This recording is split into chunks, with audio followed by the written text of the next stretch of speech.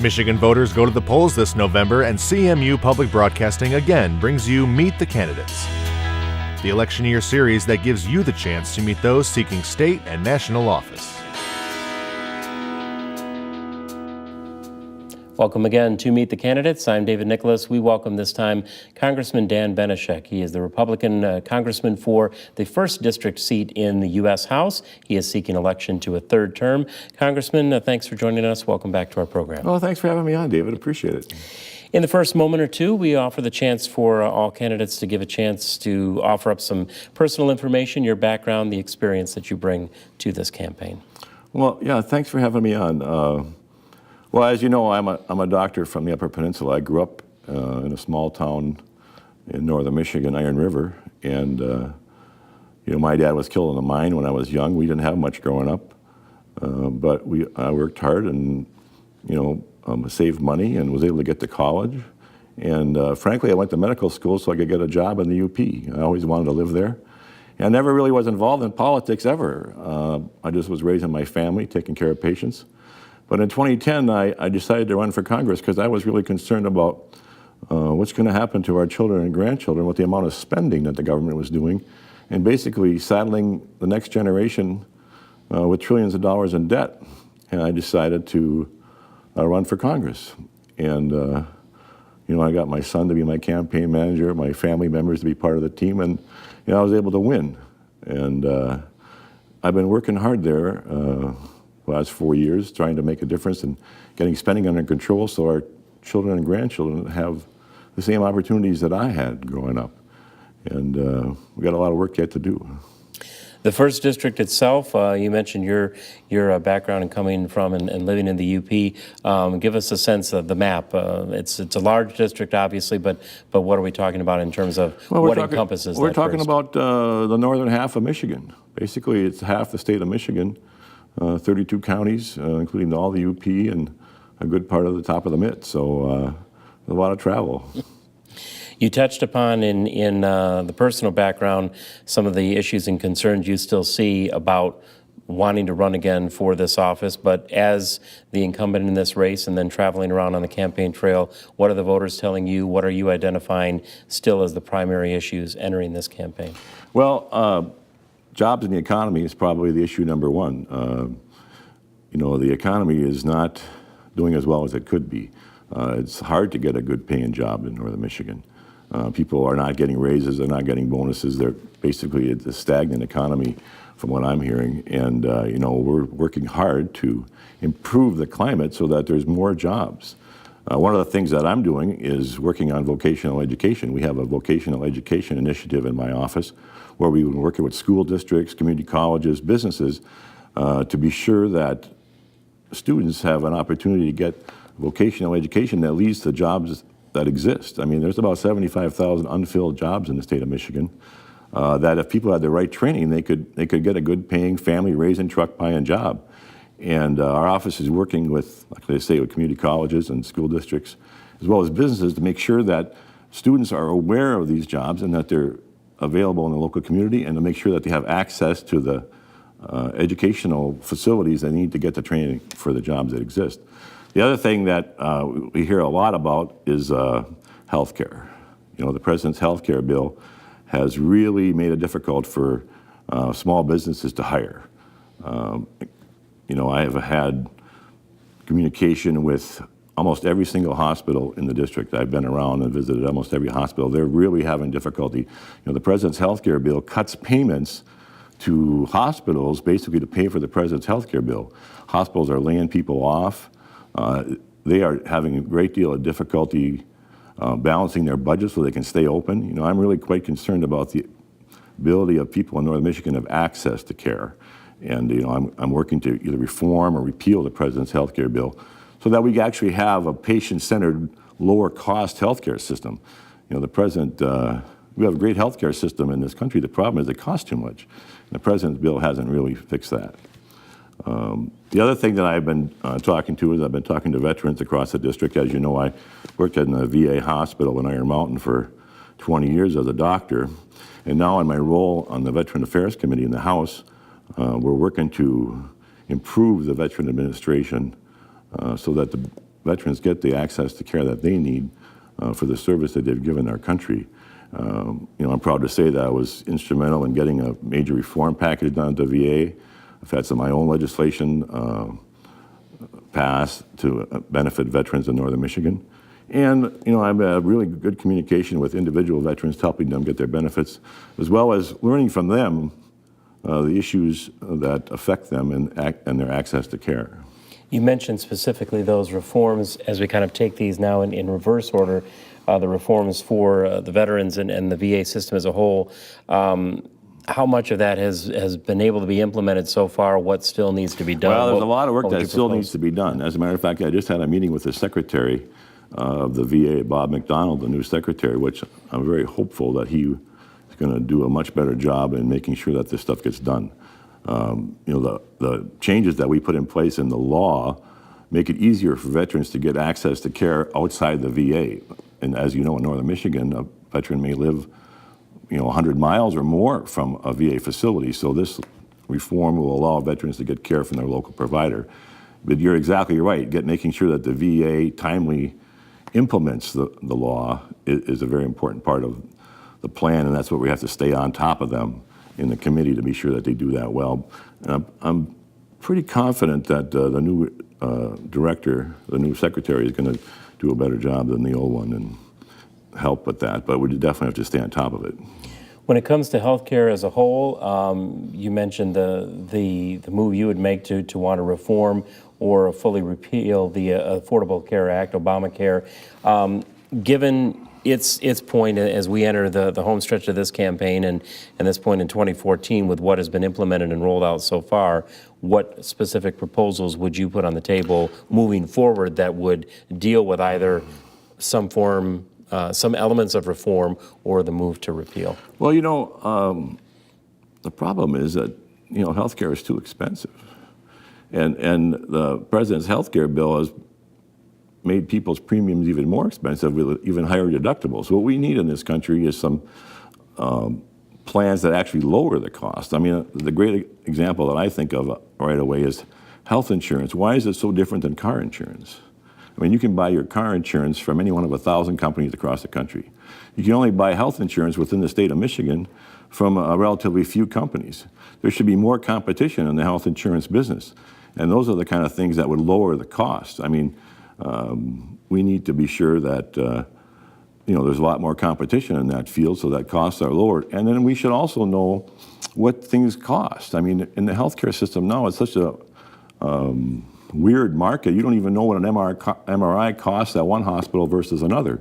Why aren't those charges public so you can pick which hospital you want to go to get your MRI or your chest X-ray, so that you can have a better idea. So there's more competition in the healthcare system, so that costs come down. Because right now you don't even shop for cost. If you buy anything else, you're shopping for quality, access, and cost. You're not doing that enough in the healthcare system. We need to put some things in place that allow you to shop around and get your healthcare. Maybe get some stuff done a little bit cheaper. Outside of the impact you say that has had on the economy, particularly in northern Michigan, you mentioned the number of unfilled jobs in some areas of skilled trades. If we look at that economic picture as a whole, what would be some other proposals you would put in place or reforms? Because we've seen a smaller recovery than many would have wanted to see from the recession a few years ago. What would be the best? Well, a lot of the problem is that there's excessive regulation at the federal government. I mean, for example, in northern Michigan, there was a new road to be built to the new mine near Marquette, okay, a 22-mile road that every elected official in the state wanted to see built. But they couldn't get a permit from the EPA to build a road. There was just roadblock after roadblock, changing roadblocks, that prevented this road from being built. Well, there was construction jobs for 3 years. It would extend the life of the mine for 10 years, 300 good-paying mining jobs. It would last 10 years longer with this road being built. And then how is it better for the environment for these ore trucks to go 66 miles through downtown Marquette versus 22 miles, across the wilderness to the mill? It doesn't make any sense. And the roadblocks that the EPA put in place were just impossible to surmount from the state point of view. And that's the kind of thing that we need to have reasonable regulations that take into account the economic impact of what they are requiring.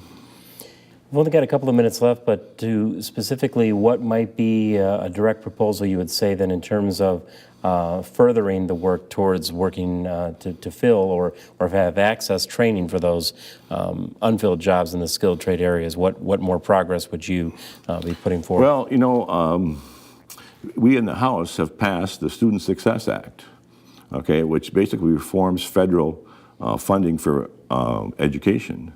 The Student Success Act would allow states and school districts to have more leeway in what they offer in the curriculum. Right now, the curriculum is strictly enforced by the feds, so that there's no few options in the high school curriculum for kids to have an elective to even see what these jobs are like, or to have an opportunity to learn skills that they lead to a trade job.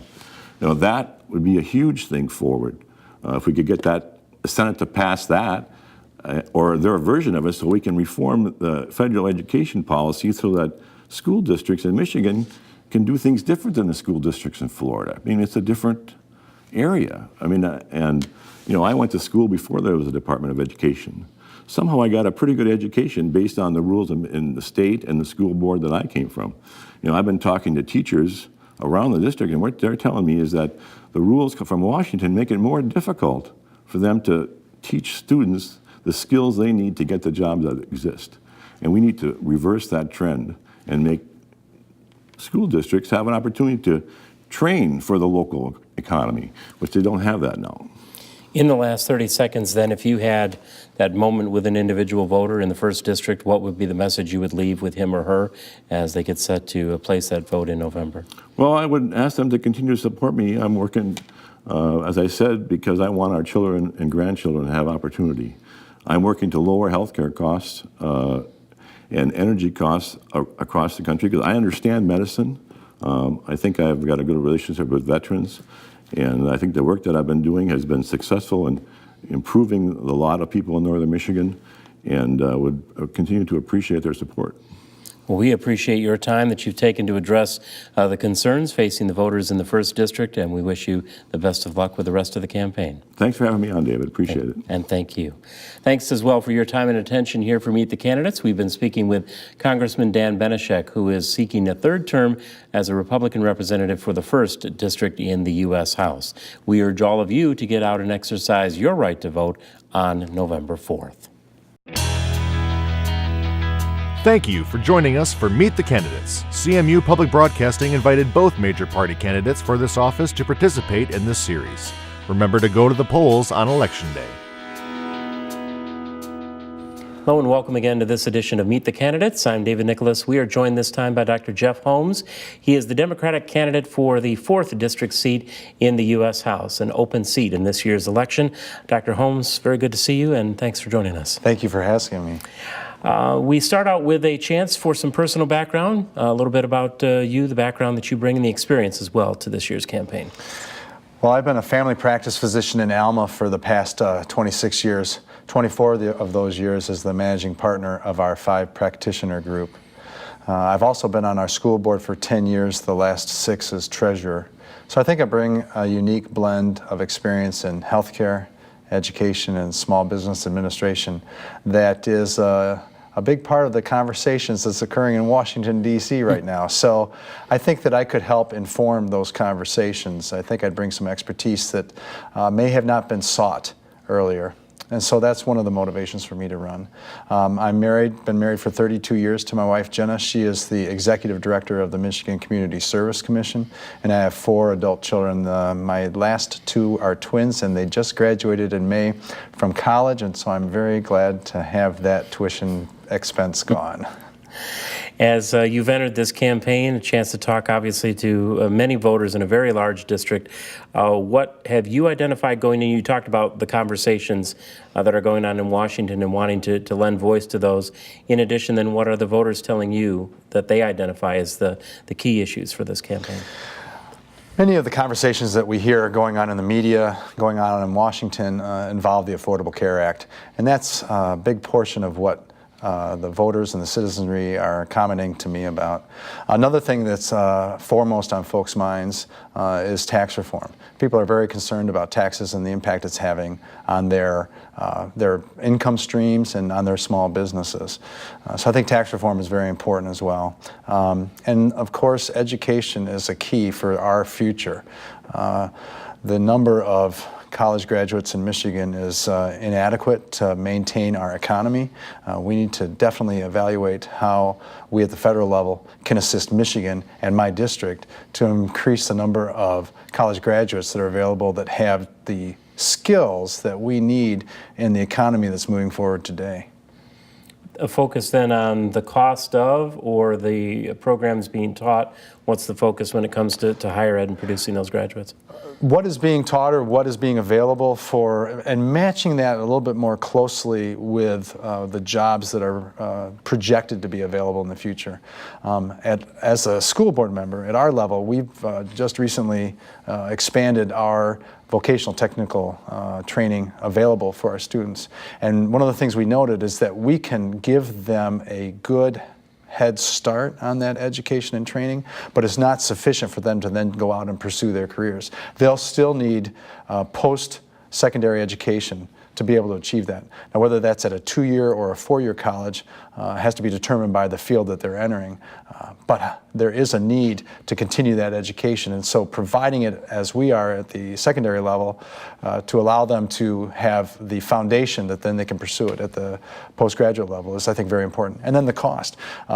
If people are graduating with such a burdensome financial debt that they spend their entire career just paying off their debt, then they aren't participating in the economy. We need to have their student loan repayment affordable enough so that they can participate in the economy. They can buy cars, they can buy homes, they can support their families, they can have children, and that just supports everything else that goes on. You then have children that are part of your school system that then allows you to hire teachers, and teachers come in and they're able to enrich the whole milieu that occurs in your community. You just want everybody to be a participant in it, and then there's a huge payback in our economy if we support education. The idea of trying to remove funds from education, put all the burden on those students, I think is short-sighted. I think we're going to find that we are going to hurt our economy as opposed to helping it.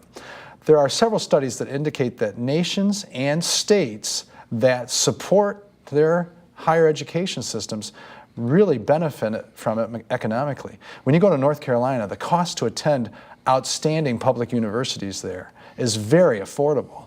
Well, we can do that in Michigan. When you look back 35, 40 years ago, Michigan supported about 70% of the cost of a college education. Now they support about 17% of it. We need to make sure that we have programs in place at the federal level, also at the state level. This may be more of a state issue, but we need to support higher ed. You mentioned as well the issue of tax reform, people's concerns on that. What particularly are they saying to you, whether it be, and I'm sure that people want to address local, state, all levels of tax when any candidate knocks on the door and they're talking about it. So what specifically are they saying to you about tax reform? Well, because I'm running as a federal candidate, they're interested in the federal tax reform. Dave Camp, who's retiring from our district, had proposed a really revolutionary tax reform proposal that had support on both sides of the aisle. Both sides of the aisle had their concerns with it, which makes me think it was probably a pretty good program if both Republicans and Democrats saw good and bad in it. But I think that needs to be pursued further. And I feel that it didn't get much of a hearing at all. In fact, his Republican cohorts said that it was a good program. He had a good start, but they weren't going to pursue it any further. I think that idea is a good one. He is simplifying the tax, trying to make it more fair. He's looking at a very large personal exemption to make it progressive, but then flattening it out so there may only be one or two brackets, and then removing deductions so that you're not trying to pick and choose what's the most favored sacred cow that we would be goring if we remove those deductions. If you pay an effective 25% tax bracket with a whole bunch of different deductions. And we're able to simplify it and remove the deductions, but you end up with a 20% tax bracket. You're going to be further ahead even if you lose out on your tax deductions. I think the one deduction that needs to remain is the one for charitable contributions. There's a lot of studies that indicate that not only does that help to promote those deductions, but it also returns funds to the economy. And on the issue of the Affordable Care Act, support for, questions about, concern, where are you finding the debate up and down the boundaries of the 4th District? Well, many people are not so certain about the Affordable Care Act until I have an opportunity to discuss it with them. In our office, it has been tremendously beneficial for our patients, particularly in 2 groups. The first group is that age group of young adults up to 26. In our practice, before 2011, they used to just fall off the map for us. We would just never see them anymore. But once it became mandated with the Affordable Care Act, those students came back to us in droves. And just by providing the simple health maintenance exams that we would routinely provide, we were discovering completely unrecognized asymptomatic illnesses that we were able to treat simply with standard medications that preserve their health and save their lives. In our office, the Affordable Care Act has increased access, it has improved health, it has saved money, and it has saved lives. And that's supported at the CBO level. The Congressional Budget Office has had to reduce down its projected deficit and debt through 2023 because the savings of the Affordable Care Act are even greater than were initially projected by the rosy projections through the Obama administration. In our hospital, since Medicaid expansion, which was delayed unfortunately, was finally allowed, we now have in the last quarter had a 50% reduction in our uncompensated care. I mean, that's very, very beneficial for our local hospital. The final thing that's been interesting for me about the Affordable Care Act, I was meeting with a small group at the farmers market, and I was discussing the Affordable Care Act, and they were very impressed by it and very interested in it and had some experience where it had been beneficial for it. But then after that discussion, one of them looked over at me and he said, well, what do you think about this Obamacare? And there's this tremendous disconnect between the Affordable Care Act and Obamacare. They don't realize they're the same thing. There's been some demagoguery, there's been very derogatory comments about Obamacare, but people really like the Affordable Care Act. So it's very interesting how they have had that tremendous disconnect. The people that are against the Affordable Care Act have been very effective at demonizing it and calling it Obamacare. But once people recognize what it contains, they're very, very excited about it. Just a few moments left, but outside of this in particular, when it comes to health care, the tax reform, the education concerns, other issues, at least a list of those that people have expressed to you? Economic reform, I want to make sure that we don't create silos in our district. I'd like everybody to be working together. Sometimes you have several different communities competing for the same factory to come in. I'd like to change that we have a research corridor extending from Michigan State through Alma College, CMU, Ferris, Saginaw Valley.